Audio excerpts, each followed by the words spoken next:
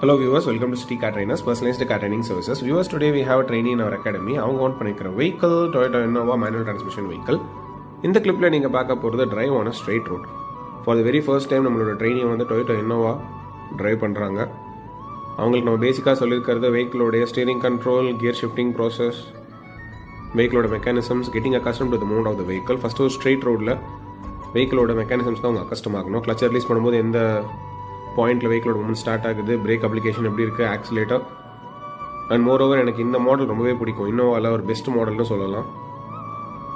Main road பொறுத்தமட்டில் lane formation, gear shifting process, steering control, left mirror, right mirror observation, left and right frame calculation.